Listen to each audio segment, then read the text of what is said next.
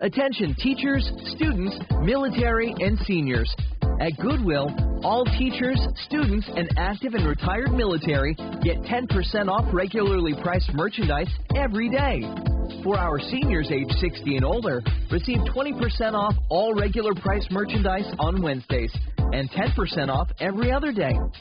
So when you shop at Goodwill, not only do you get great finds at a discount, you also help someone find a job.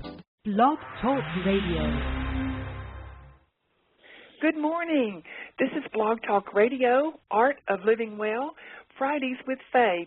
Welcome to our show. Today, of course, is Good Friday, and I wanted to start the show with just something that my dad would usually say, and that is that we just wish everyone their highest and best today. And just kind of reflecting here on Holy Week and thinking about what a beautiful time it is and what all it means to each one of us in our own special way. So today I'm excited to give you the call-in number. It's 1-805-292-0349. And again, that number is 1-805-292-0349. If you would like to make a comment or ask a question or anything, please call and just press 1. I'll see it on my dashboard in the studio, and we'll bring you into the show live to join us. So that would be wonderful if you would like to call in and participate today. And I would like to just mention a couple of things before we bring on our guest, and that is we had a kind of a fundraiser this week at the local taco, and that, for most of you in the Nashville area, would probably know that's over off Murphy Road, right there kind of in the Sylvan Park, across from the Sylvan Park restaurant and McKay Park golf course. And on the fourth Wednesday of the month, they are giving a percentage of their net proceeds to the Heimendinger Foundation. For that is the Heimendinger Cancer Foundation. And I'm a part of that on their wellness panel. And we were just so appreciative of them doing that. They're going to do that each month. So we're planning on being there again next month on April the 24th. We'd love for our listeners to come out. It was kind of a really neat time because a bunch of us gathered and talked at the tables. And I'm mentioning this also because we are planning on having Kathy Heimendinger and probably Janice Duchin on the show next month, and we'll be talking about the foundation and exactly their purpose and ways that the listeners can volunteer and get involved. Because one thing about it is it's one thing when we kind of say, me personally, sometimes I don't always agree with some of the things that money is used for, or maybe some of the salaries or things when we give our money to some large organizations and we're not sure where it all goes.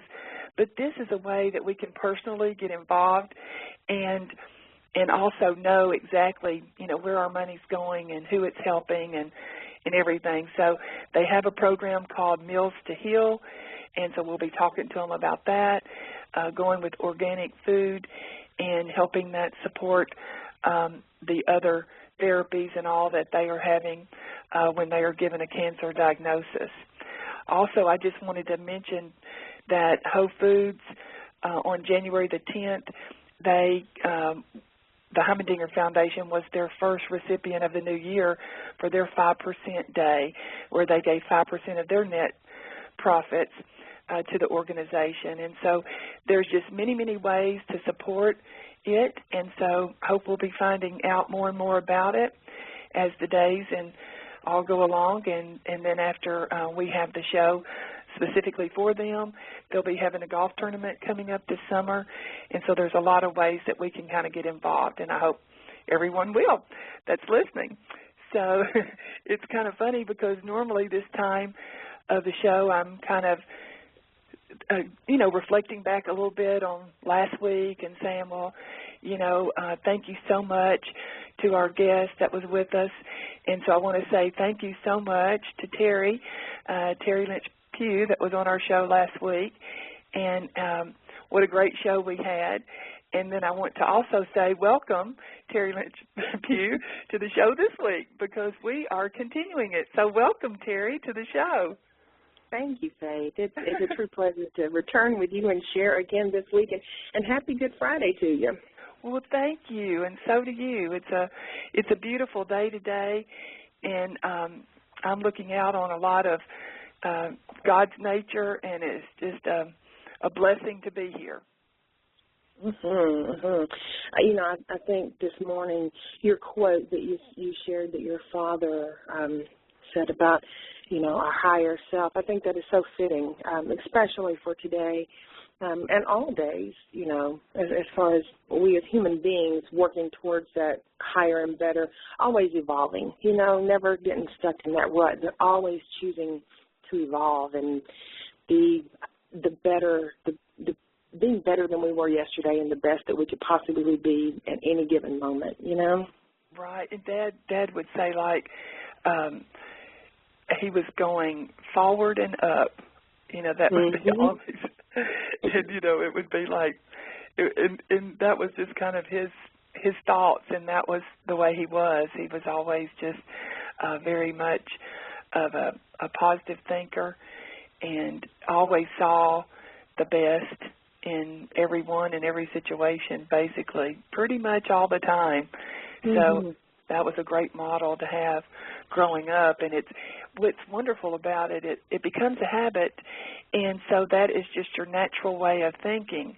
So when something comes up, without even being aware of it, it's not like it's an effort, it's just that your natural place then is to go with, what can I see in this that is good? What can I see that's for my betterment or for someone else's, or, what can I find in this that is the lesson?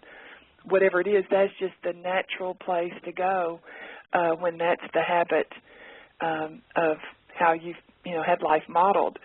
And I can't imagine how much more difficult it might be for someone that maybe had the total opposite of that. Not just didn't have it, but it was the total opposite and everything negative, and how difficult that might be to kind of, turn that all around in a natural way because, fortunately for me, it was just modeled so beautifully, and so that's just the way I kind of just automatically think. What about you? Well, actually, it was funny you say that because we did not have the same childhood, in fact. And I'm blessed to have had the one that I had, but my childhood was quite turbulent. And so even, I never fell into that pattern of poor, pitiful me or why me, but it would have been so easy. And unfortunately, I have seen many, many people throughout life that have fallen in that pattern. And, we probably pass those people on the street every day. It's usually the perpetually grumpy ones that just aren't happy and they don't know how to attain that happiness. But, I have always somehow or another, I call it divine guidance, had the ability to take whatever that bad situation is in the moment.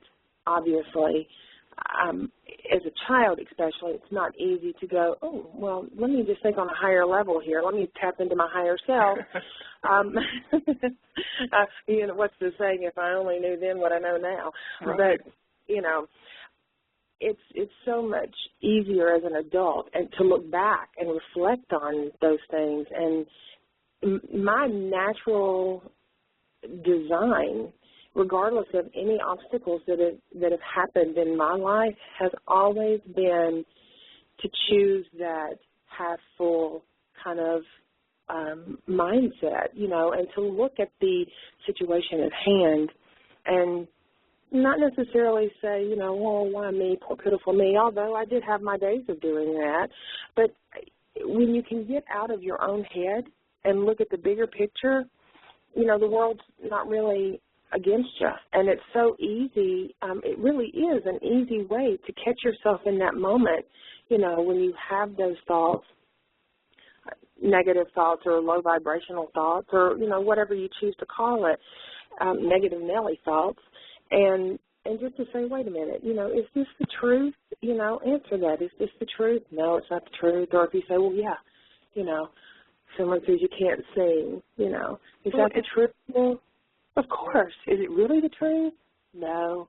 Okay, then, let's reassess the thought pattern.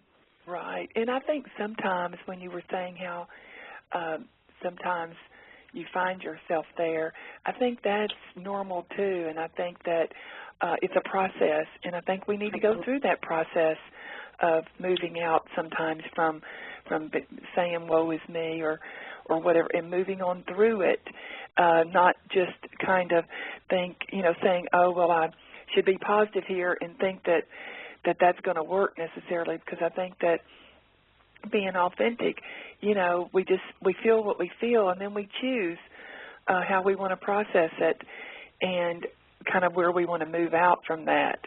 And I know one of my sisters, Aurora, that lives in California, but a lot of times she'd say, well, you know, okay, you're feeling this, but how do you want to feel?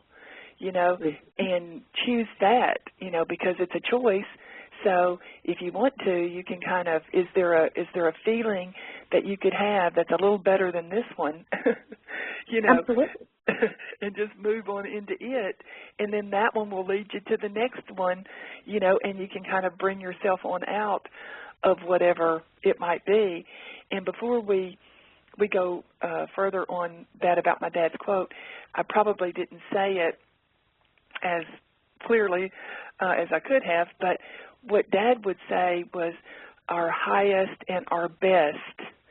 So he would always say, you know, I wish for you, you know, God's highest and best for you, because for all of us that is different, and we're in different degrees of awareness and so forth. And so I just always liked that, because it met me where I was right at that moment, but always knowing that, you know, the God and our Creator has our highest and best, wants our highest and best for us at all times, just like we do as parents. Absolutely.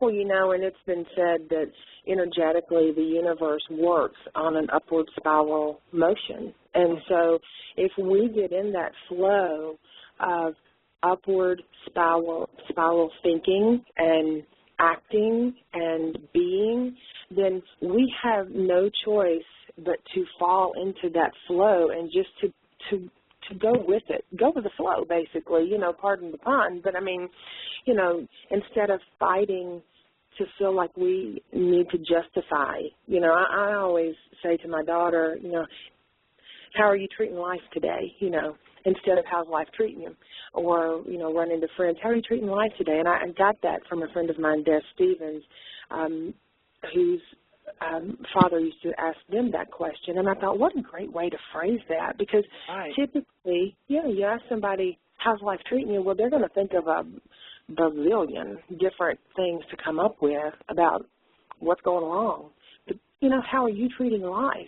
You know, what we see depends on how we really choose to look at it, you know. And back to what you were saying about kind of feeling like you're in, what your sister Laura was saying, you know, feeling like you're in that place and honoring that.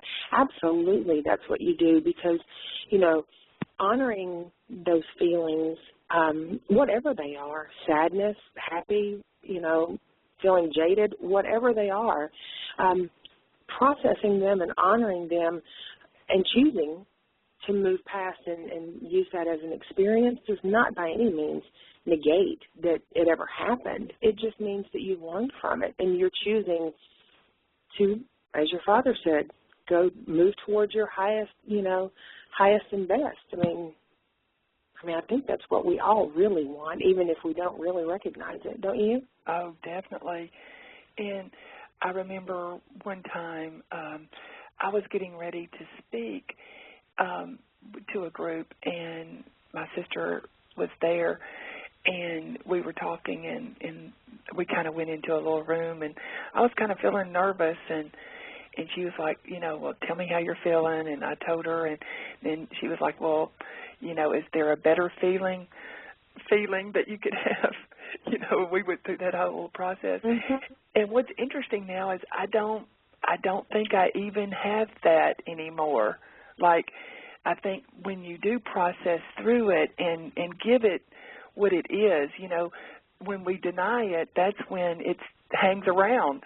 But because I acknowledged it, that it was, something there, and I was feeling the anxiousness and everything of it, then now, before I speak, I really don't have those same feelings and things that come up that's kind of unnerving, and I think it is because it was honored, it was acknowledged, it was processed through, so to speak, and now it's kind of, okay, it doesn't have the same power over me because I didn't give it the power.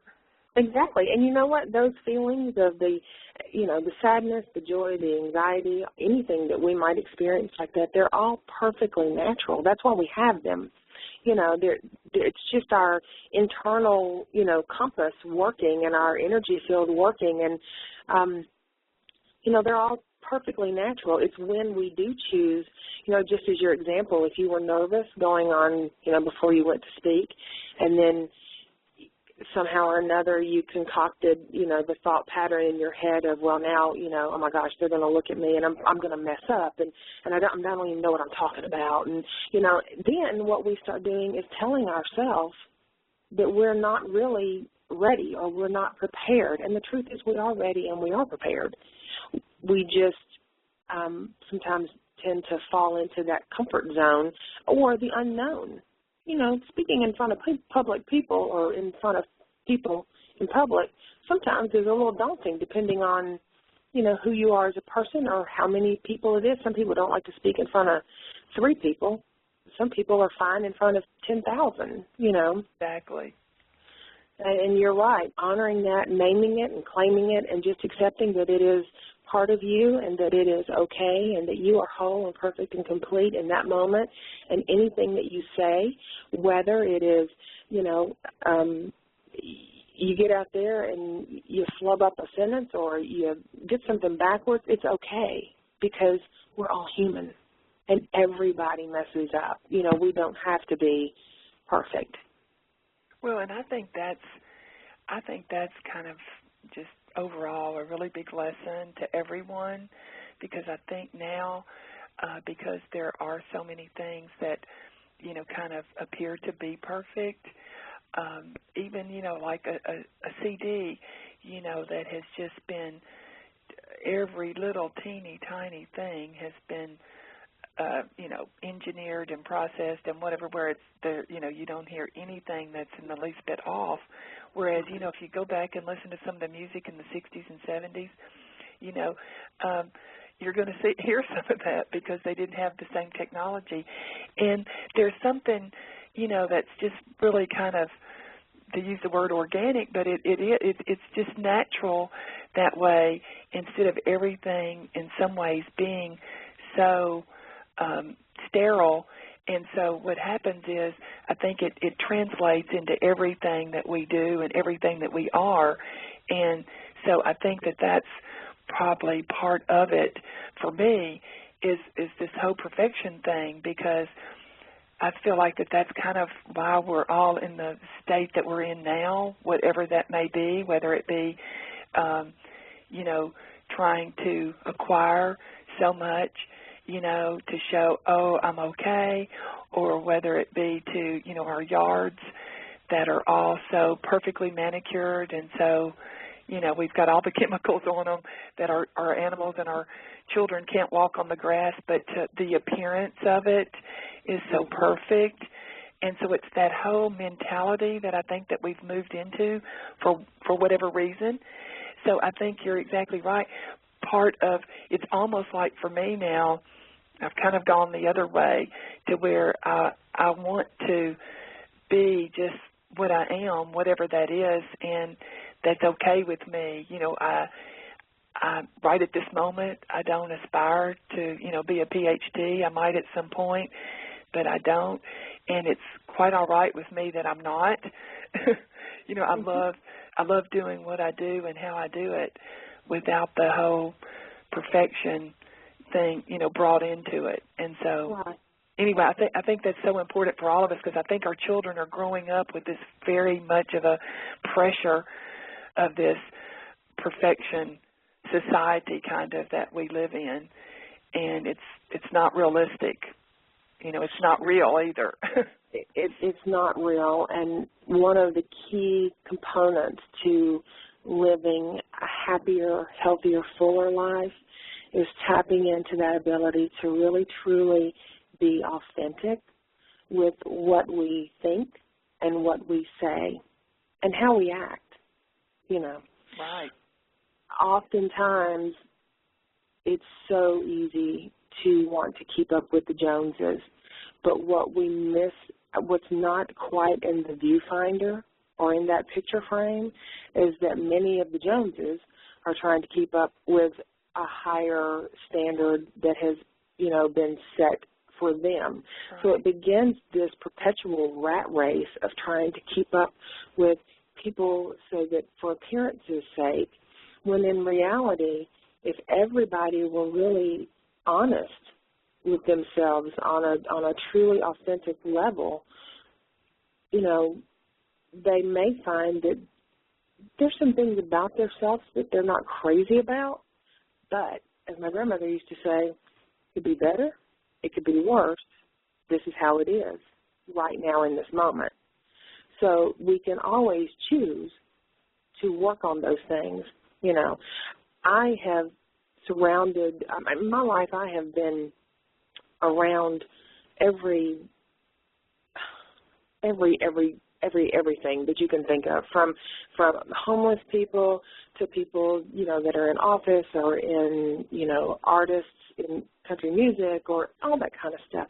And I have never once felt, and I say this honestly, never once felt inferior, because I know that we all have insecurities. We all, as the saying goes, put our pants on one leg at a time. And I've just really tried hard to be mindful of being true to myself, because we are all individually here for a reason. And when we start sculpting and molding our thought process to keep up with somebody else, then we're losing sight of what really our divine purpose is, you know? Right, absolutely. And, you know, I think that it starts with us modeling that as parents. Absolutely. And then that gives the teachers, you know, kind of permission as we as parents. That's what our, you know, our mindset is. That's what our example is. And then it just moves over into every area. But as long as, you know, it has that at home, then it's you know, it's very difficult, I think, to really get it in other places. I think it definitely starts at home. And did you say that was your grandmother that said that about it could be better, could be worse? Mm-hmm. That is so great. I mean, that would be a great thing with our children, you know, because so many times, you know, they think it should be this way. Right. But just to say, you know, it could be better, it could be worse, but this is how it is at this moment. And then we can change that, you know, if we don't like it. And so it gives the power back to us. You know, it's very empowering that way. And it's teaching them that at a young age. It is, and you're right. Love and compassion and all of that good stuff really essentially has to start at home. And I totally and fully understand that there are some homes that right now in this moment may not have a supportive structure so that children can be mentally and physically and emotionally and spiritually nourished to be the higher best that they can be. But this has happened over a period of time. now more so than ever, there seems to be so much distress in the world as far as children go, and not really having, and this, of course, is not a blanket, or I should say it's not a laser point on kids and youth in general, but it's our society. We've lost that having that connection. Some have lost that having of the connection where we genuinely want to know how people are doing. We're so busy with technology, tweeting and texting and emailing and Facebooking and Instagramming and all that stuff, that we've really lost a part, and I think a part of our youth today has really lost a part of that connectedness that is essential, I believe, in order to function. Oh, definitely. I definitely believe that. And they are missing so much. I think that's why they can be so callous to people and seeing things and being so desensitized to it, because with us, we had no TV growing up. Our parents did not want us to watch TV, and so we didn't have one in our home, so we all read all the time. I'm one of 8, so I'm number 6, and that was such a blessing for all of us still to this day. I mean, we absolutely love books.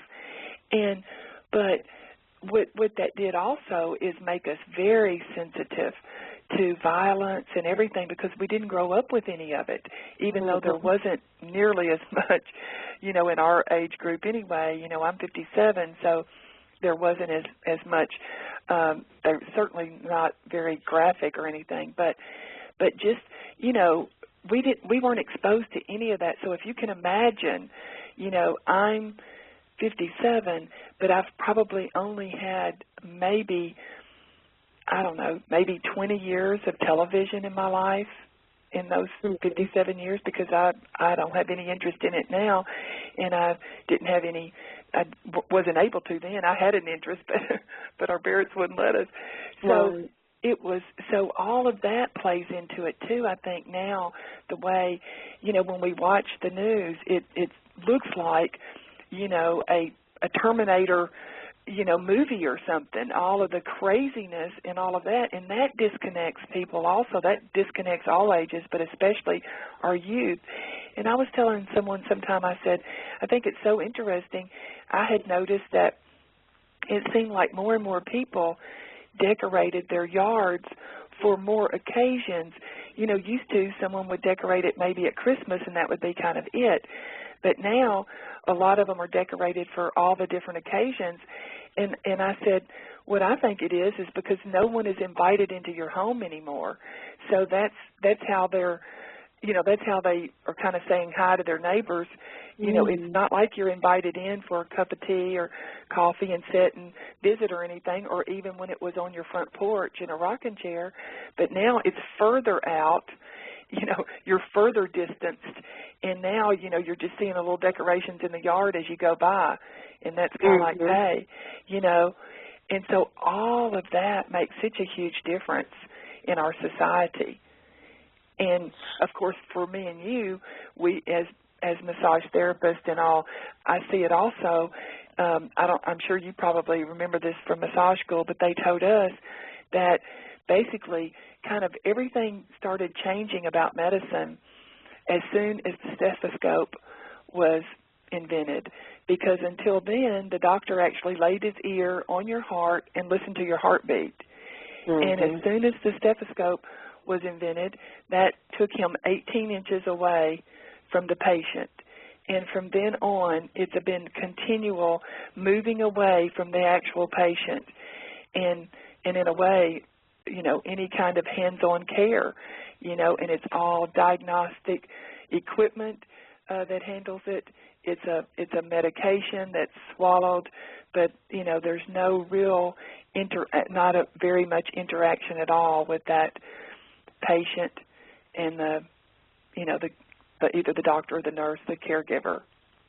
Absolutely, and a spinoff on the whole medication, just as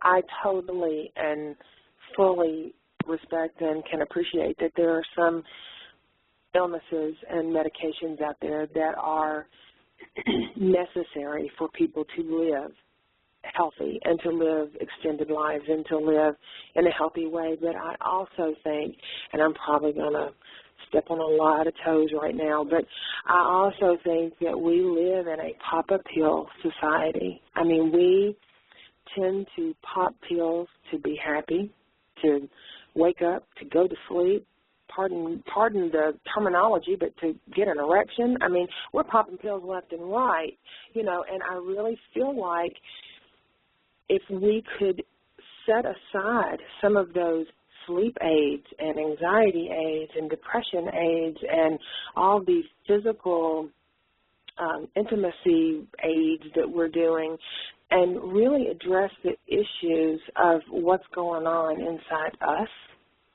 that beginning inside us to heal that and recognize that, the need for so many of those other type of maintenance type drugs, I just don't think would be necessary.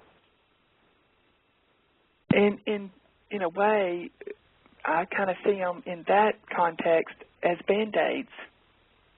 Absolutely. You know, they're not getting to any of the root of it at all. And that's what I tend to like to do is, of course, is to look to see where is the root of this so that we can actually affect change long term.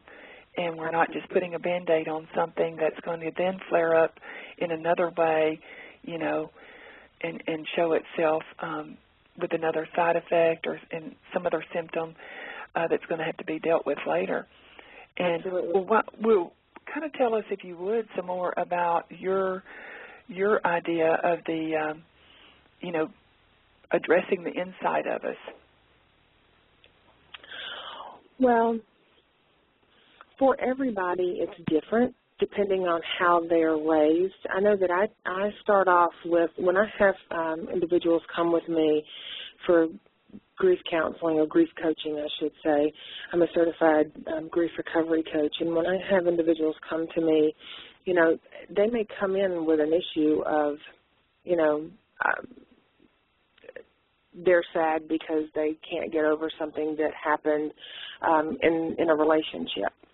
But when we start processing that stuff back and taking it back to the root, and there are many, many layers that over the years, Faith, we pick up limiting beliefs that others have given us.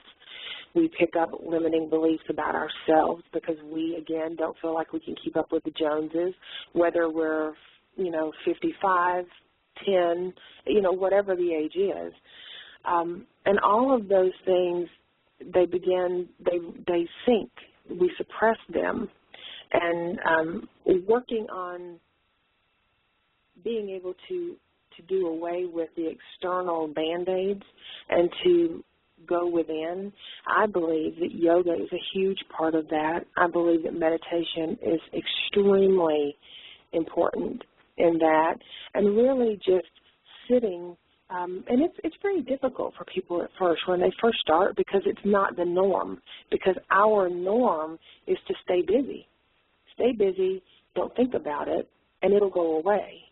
You know, I talked with someone one day who had a severe drinking problem, and I said to her, you realize, well, she said to me, you know, I drink because, you know, it makes all my problems go away. And I said, you realize each individual problem that you have has their own set of floaties, and they just float that out. And then when you come down, they're still there. And, you know, we have to address those things. If it goes back to childhood, if it's self-esteem, if it's, you know, limiting beliefs, if it's abuse from childhood, whatever that is, and it can come from anything because it's different for everybody, you know. But basically unearthing those layers one at a time and letting them dissolve away, with support and with guidance, I think that we can tap into and realign ourselves with our true spirit that resides within us. Absolutely. Well, I'd like to give the call-in number again in case someone would like to call in and ask you a question or make a comment. And that number is 1-805-292-0349. I'll give it one more time, 1-805-292-0349. If you would like to ask a question or make a comment, just press 1, and we'll see you on the dashboard and bring you in to ask a question. I'd love for you to join the show. Well, I think that is very true, what you were saying about basically kind of examining and re-examining the inside of us and see how that plays out on the outside of us. And, we have to – go ahead, I'm sorry. No, because it does. So go ahead. Yeah, I was just going to say, and the key to that is so many people, an example here. Have you ever heard somebody say, if I had enough money, everything would be all right. If I had enough money, I could do this or I could do that, or I wouldn't be sad anymore because I could take that vacation I want to take, or I could lose that weight, or whatever. We can woulda, shoulda, coulda our whole life away, Faith, if we're not careful with that, because we tend to get stuck in that only if. The reality is to think, as if we are there already. Okay, so you might not physically have that money, but if you could take that vacation, put a little back for that vacation, plan that vacation, talk to people about that vacation. Don't use it as a limiting ceiling in your life. Because that just becomes another layer of armor, because then it's, well, I'm overweight, I haven't lost that weight, so let me put a layer of that. I just can't do anything right. Let's just put that layer on. I'm not smart enough to make enough money. Let's put that layer on. And it's like all of those things are so superficially untrue, It really all starts with mindset, and we have tricked ourselves into thinking that living a full, rich life, and not rich in the sense of monetary, but that's definitely not bad either, but living a full, rich, healthy life is a bad thing because we just can't do it. It's just not going to happen for me. And it can. It happens with every day, with every step, with every thought that we think. Whether we choose to look behind us or whether we choose to look in front of us. Mary Mann Morrissey has this great quote about, our life happens. It either happens by design or it happens by default.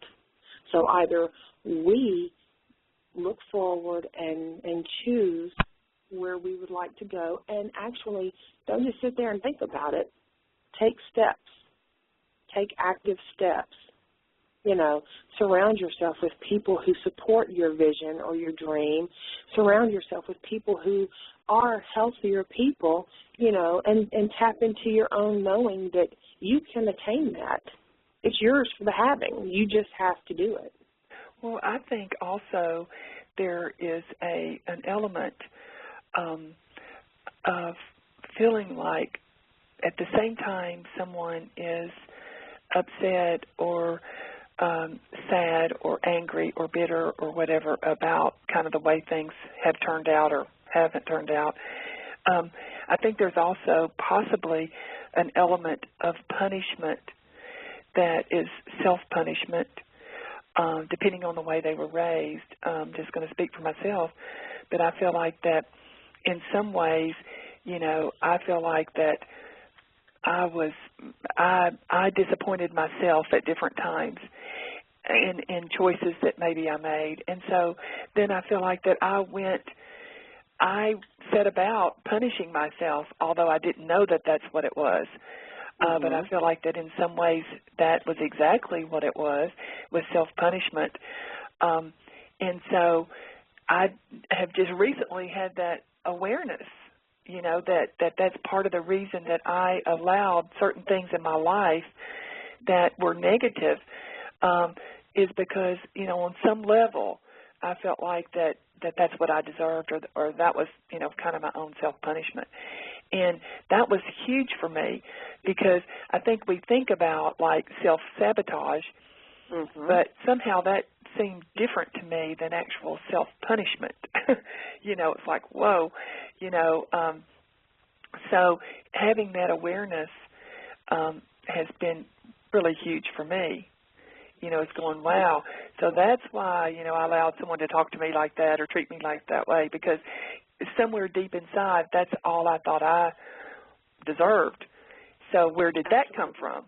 And so then you kind of take that back to see where's the genesis of that, you know, and why would I think that, and why would I allow someone to speak to me and talk to me and treat me that way for years and all of that. It had to be because on some level I thought I deserved it or I would have gotten the heck out, you know, or I would have left that relationship or whatever years before. So, you know, kind of like we were talking last week, there has to be both parties, you know, the person that's giving it and the person's receiving it, they both are in that sad and sick and unhealthy place. They are. It's one of them. Right. It's in a universal contract of sorts that they just, you know, they have attracted into one another's lives, and there's a lesson there to be learned. It's just whether or not we can learn the lesson, you know. And you're so true that there is a fine line between the self-sabotage and, you know, the self-punishment. I personally, you know, and as a disclaimer, a little bit about some of I never was destructive with alcohol, drugs, or anything like that. My drug of choice for destroying myself was always food or belittling myself when I was younger. I grew up with a father who was a very textured soul. He was a very hard person to get to know as an individual. However, his friends thought he was the cat's meow. And so I grew up in this really strange paradigm where everyone I knew thought that he was wonderful, but yet I was his daughter, and I saw a totally different side of him. And I'm certainly not throwing him under the bus. My father passed away a couple of years ago, and I have said this to everyone that I know. He was a very hard person to love. However, I know that he had a beautiful heart. I know that at the essence, at the core of his being, he had a beautiful heart. He, unfortunately, in all of his life lessons, never was able to love himself enough to see that. So he armored himself. And sometimes, you know, lots of times I would look at my dad who was, you know, 20, 30 years older, 25 years older than me maybe, and I would see this jaded 13-year-old little boy. And it's, you know, and I felt bad for him. I didn't feel sorry for him because he was a mean cuss sometimes, I'm telling you. But I felt bad as a human being, and for his spirit I felt bad because I know that somewhere in there it was this very, very, very wounded little boy who really was just acting out. And his body grew up and his mind grew up. You know, everything grew up. But his heart and his spirit were always wounded. And, you know, he grew up and had a child, you know, and then as a here I am. Just asking a question, but was he a veteran? He was. My father's, agitation with life, I should say, started actually when he was young, because his father was a veteran, and his father came back from World War II, and he was mentally unstable from all of the murder. Because, I mean, it happened, you know. Exactly. And so he would run around the house and think thinking he was seeing people and people were after him, and then ensued alcoholism. Right. And so he would abuse my grandmother, and he would abuse my dad and my dad's brother. And at the age of 13, his father, which I never knew him, at the age of 13, his father passed away. And I remember my grandmother saying that was a day of relief, because no longer did she have to worry that she didn't have to fear anymore. Right. She went on to marry the sweetest soul ever, who I consider my grandfather. But, you know, my dad never was able to grow away from that. Right. So that carried with him into his relationship with my mother. You know, he was textured there as well. I mean, you know, he was at 6'6" and, you know, 285 or 90 pounds. He was a giant, you know. So he, even walking in the room, he demanded, you know, attention. And when I was small, it was just like, you know, it was too much. It was like the Jolly Green Giant. Absolutely. Well, or Attila the Hun. I'm not sure which. But that's the reason I was asking, is because, you know, so many of our men are so impacted by their military service, and not enough attention has been given to it. But I know that we, you know, some of that was touched on in our Twilight Brigade training.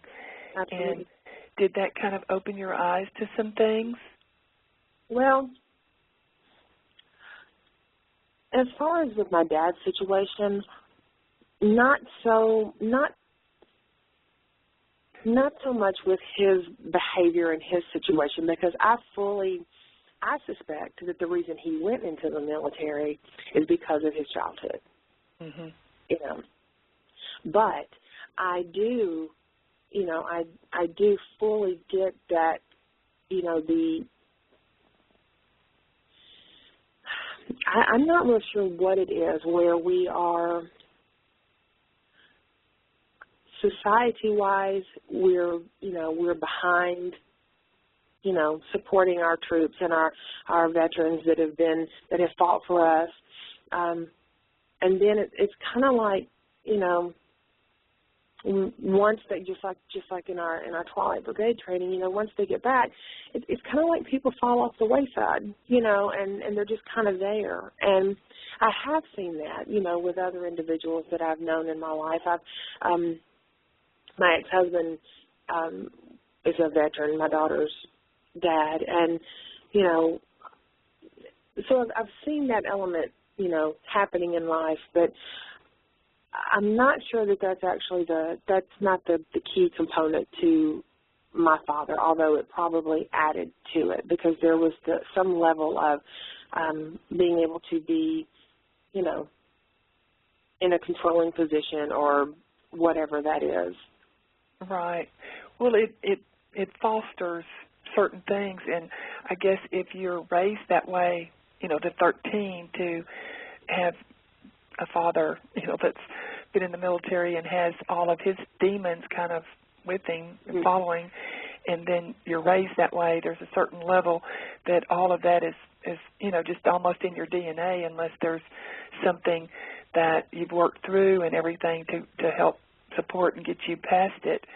So all of that plays into it, and I just think that, you know, as a society, you know, we want to see, you know, all of the real patriotic and the real, you know, glamorous, if we could call it that, side of being patriotic. But, you know, what's left, you know, is just devastation on all sides. And when our guys come back home and there's no one else that can relate to them unless it's somebody that's been there with them, and just all of that. It's just, to me, it's just very, very sad, all of it is. And it can feel overwhelming, you know, looking at it just as this big picture of it. But what I try to do, and I'm sure you probably do this, but I try to bring it down to an individual when I'm in my adult centers, older adult healthcare centers and all, and try to just honor and, you know, give maybe the respect and the honor and everything to them as much as I can, and thank them for their service. You know, things that we can just do ourselves on a you know, just in an everyday attitude and way with our military, just knowing that, you know, I just always think myself, I'm so glad that I was a female. And, you know, when I was growing up, you know, we didn't have to, we weren't enlisted. We didn't have to go. We didn't have to serve. And I'm so thankful that I didn't. And I'm just, you know, sometimes just, you know, really concerned and burdened sometimes just by the ones that have had to go and how their lives have changed. I mean, they were just, you know, young, innocent, full of life, thought the world was going to turn out the way they thought it was going to, you know, so many times when they left, and then bam, you know, all of that's wiped out, and sometimes their health too. And, you know, it's just very, very sad to me.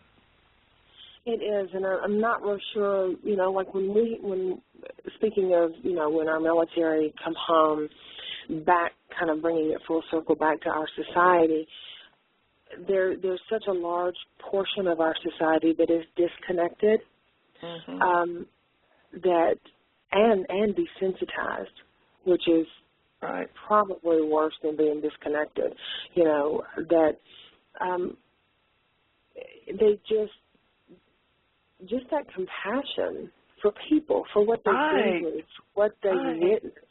You know, I mean, I'm certainly not here saying that, you know, I'm not waving a flag about, you know, war is wrong and, you know, blah, blah, blah and all that. I'm not doing that. I'm just saying that, you know, we have people that go to war. We have young men that go to war.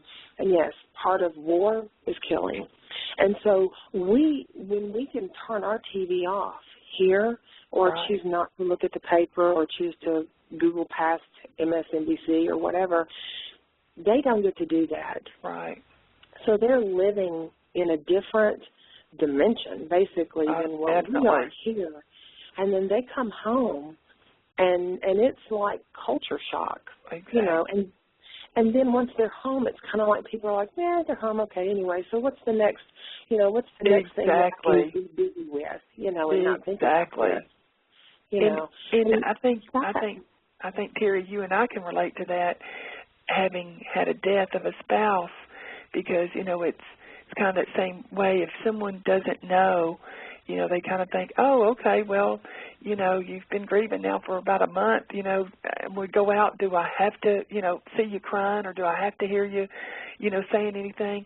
You know, it's the ones that just don't know. They don't know, you know, because they've not experienced it. And so I think it's the same way with the military. It's just, you know, it's just a lot easier to just kind of, you know, turn our heads and go on with, you know, what are we going to go buy at the mall, you know? Exactly.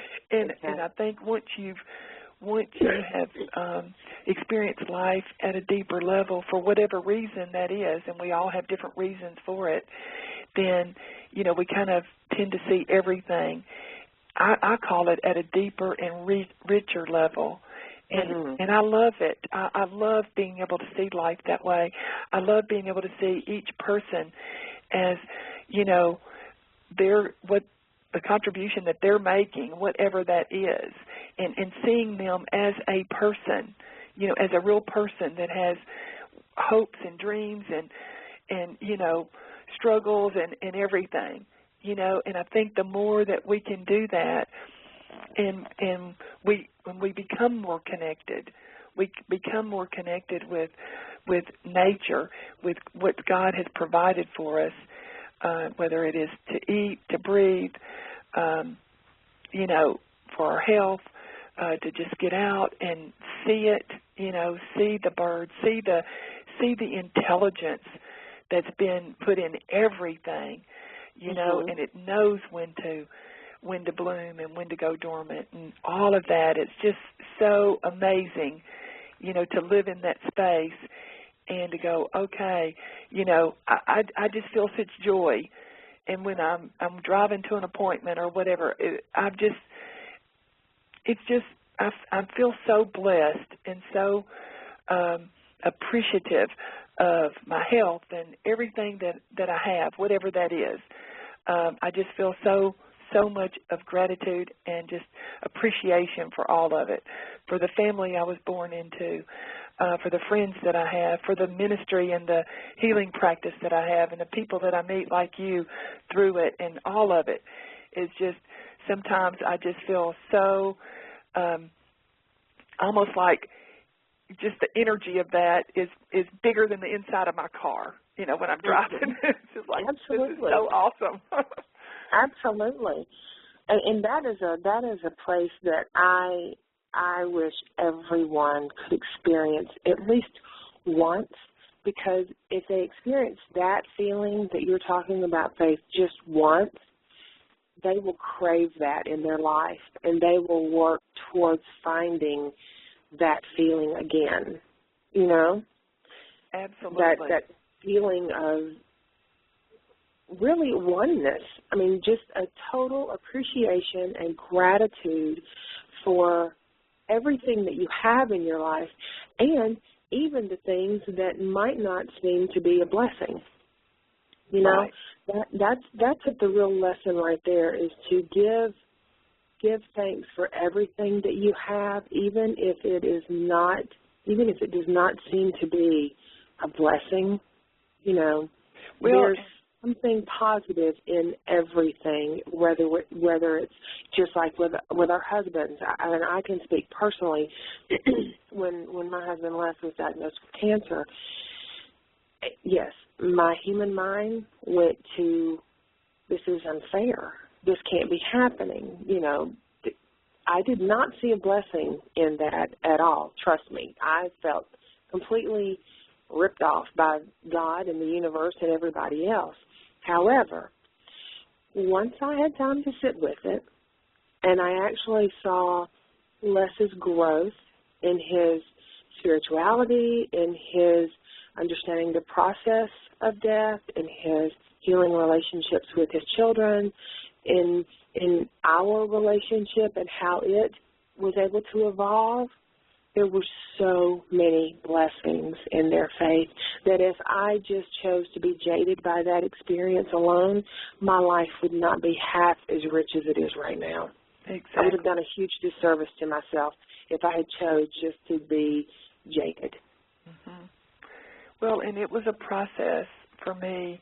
I went through all kinds of feelings, but what I was with, as I came full circle, it was gratitude that I finished with and am left with and continue to live in. And I see all the ways that he has enriched my life, and I love it. I just love it. I told my sister, just little things. I would go out to my car and there would be a flashlight in the glove box that he had put in, and I was like, thank you, Andrew. It was so neat. There would just be over and over, and it still happens. The connections that I have and the friends that I have and my connection with the United Methodist Church, and all of that was through him. And I'm just, again, just find myself so appreciative that, this is my life. And, I look back over it and I'm like, wow, for that period of time of my life, that was what it was, and that's who he was, and that was us together, and that was our time, and just appreciative, Absolutely. And you were drawn together to follow that path, and whatever his path was, you're pulled together to follow one path, or to be, following the same path at a time. But then there comes a point where you may actually, when our spouse dies, their path takes a different journey. But the things that you learned when you were with him and the things you experienced and the people you met, that then set the course for you to be on the path that you are now. So what a wonderful blessing. I'm blessed that you met him, because then you're now on the path you're on. So, Well, and it's so true. And we met at the time that we did for the reasons that we did. And, there was healing that took place and continues to take place because he and I met. Absolutely. There was healing, like you were saying with your husband, there was healing that took place with mine because I was in relationship with him before he passed, that we experienced together, that has changed my life and his, for the way I see it, in all eternity, forever, because of our connection. And so I think that's one reason why I'm able to live at the place that I do and know that it all works out, even though it doesn't seem like it so many times. It's like, how could this possibly be perfect? And yet just give it time and trust. And when you start looking back, you're like, oh, wow, oh, yeah, that was the reason that needed to happen, and at that particular time, in that particular way, and et cetera. And so, anyway, I am. And also knowing that we're never alone. We hear that so many times, but I fully believe with all of my heart, and people, I've been called crazy, and I'm okay with that. I fully believe that Les is with me, that he sends signs, that, he sets still. My grandmother does the same thing, and my dad does the same thing. Exactly. Because he's at a place of healed where he is who he is, his authentic self. And we are forever guided by those that have been in our lives, that have gone before us. They are with us, and they do help us. And we just have to be on that vibrational match so that we can appreciate it and recognize it. And just like you said, you go out and you see the flashlight. When I turn the radio on and I hear one of, a song I haven't heard in, 7 years on the day that Les passed away, I hear the song and they say the name of the artist, and for 7 years I've been trying to think of this artist's name and I couldn't think of it. I have to believe with every fiber in my body that is a sign. Absolutely, it's a sign. And I welcome them. I love them. And speaking of that, I'm going to do a show about that, and so I would love for you to call in when we do it. I've got a couple of my friends. We've been talking about it, and just how neat that we are not alone, that they are here, that there are signs. And I feel like that this morning with that, kind of that quote of Dad's just coming to mind just instantly, was kind of like, I'm actually living in the room that my father passed in. I'm living there now, and so I'm feeling even more of his presence. And so it was just kind of neat that was immediately what I thought, because that's what Dad always said. He said it to us. I just want the highest and best for you, And it's kind of like, well, how does it get any better than that, I mean, to want for someone. So, well, listen, we're out of time, and so I just wanted to thank you again, Teri, for being on the show. You're my first one that has had a second show immediately, or at all so far. We've been on the air now for longer than 6 months, and so it's been fun and it's been great. And on the 19th of April, we have our show scheduled again for our kind neighbors from NHC Place at Cool Springs. We've got a couple of our residents there with very, very fascinating stories that will be on the show then. So I'm excited, because I don't know if the listeners know, but that is the reason that I wanted to do the radio show initially. I thought I would have enough older adults to, have them every week, but it hasn't worked out that way so far. But to have them on, to be able to tell their stories, so that we not only have a record of it, but we have them reminding us of the world they lived in, which is so different from the world that we currently live in now. And just kind of wanted to be able to know more about it and to honor them in the way that I feel like they deserve. So, Teri, thank you again, and we'll look forward to the listeners being on next week, and we'll have information on our Fridays with Faith Facebook page if you will go and like us there. All right. Thank you, Faith. All right, honey. Have a wonderful Easter weekend. All right. Love you too. Bye-bye. All right. Bye-bye. You've been listening to the Art of Living Well Radio Network, a subsidiary of Crowning Light Productions. For more information on all of our programs, go to our website, theartoflivingwell.tv. This is Gene Bogart saying thanks for listening to the Art of Living Well Radio Network. Radio to inspire enlightened living.